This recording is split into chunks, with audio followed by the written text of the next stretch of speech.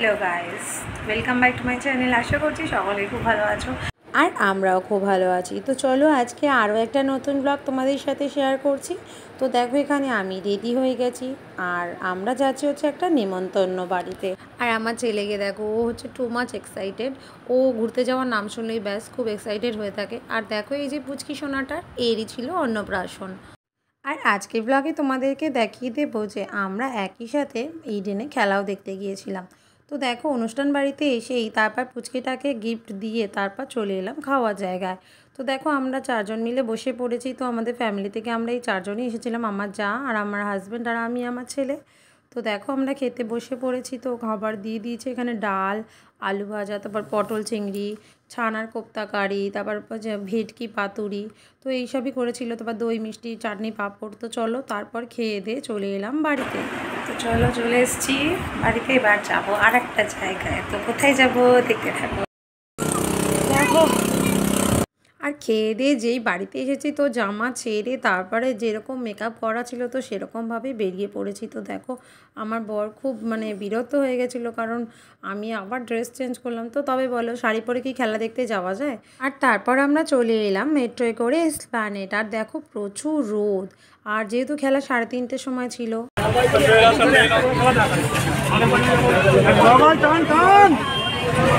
এবার গাড়ি 10 মিনিটের জন্য দাঁড় করে না।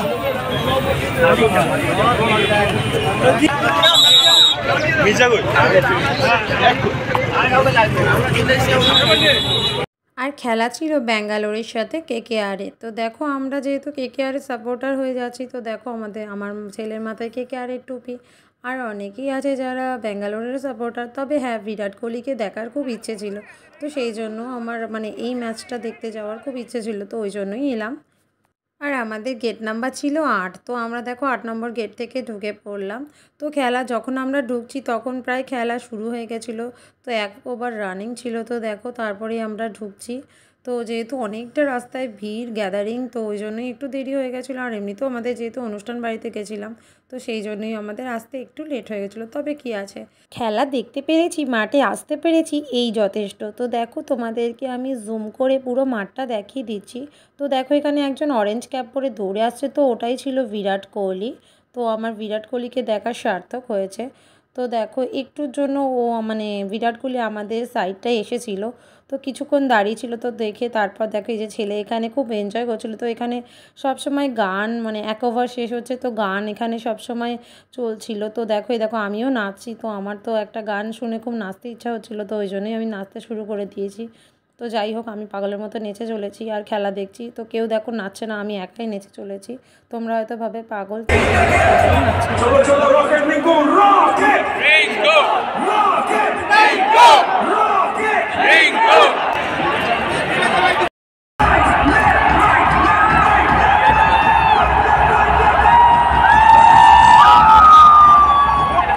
দেখো নাচতে নাচতে আবার চলে গেছিলাম একটু এগিয়ে। তো বিরাট কোহলি সামনে এসেছিলো, ওই জন্যই গিয়েছিলাম। তো বিরাট কোহলিকে একটু জাস্ট 5 মিনিটের জন্য দেখলাম, তো তারপর চলে গেল।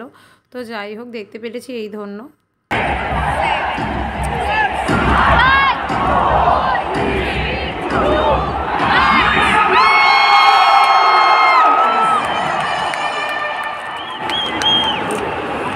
বিরাট কোহলিকে দেখে তো আমি খুবই খুশি হয়ে গেছিলাম। আর যদিও আমি ছিলাম কেকেআরের সাপোর্টার, তো যাই হোক বিরাট কোহলিকে দেখতে পেয়ে খুবই খুশি। তো দেখো এখানে রবীন্দ্র সেতু দেখা যাচ্ছে।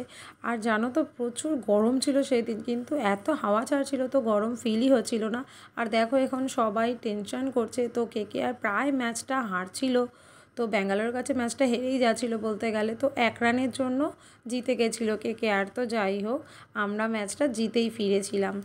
আর ম্যাচটা জেতার পরে মাঠে প্রচুর ক্রাউড হচ্ছিল। তো দেখো এখানে সবাই মিলে চিৎকার করে বলছিল আমি কেকেআর।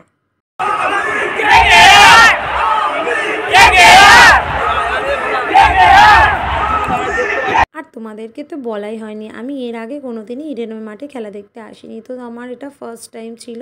তো দেখো খুবই এক্সাইটেড ছিলাম। তো তারপর ম্যাচ দেখা হয়ে গেছিলো, তো প্রায় স্টেডিয়াম ফাঁকা হয়ে যাচ্ছিলো। তো আমরা এখানে সেলফি করছিলাম। কে জিতলো? কে জিতলো? কে জিতলো বল? ছেলে বলো না ছেলের বাবা বলো, কে জিতেছে বলো? কে কে আর বল। আর মাঠে ঢোকার সময় যেই ভিড়টা ছিল, তো এখন দেখো খেলা শেষ হয়ে গেছে, অতটা না, মোটামুটি ভিড় একটা ছিল। ধরে রাখতে বলেছি তো। আর এনার্জি দিচ্ছে না কে কে আর। চলো আজকের মতো ব্লগটা এখানেই শেষ করছি। টাটা। ভালো লাগলে লাইক, কমেন্ট, শেয়ার।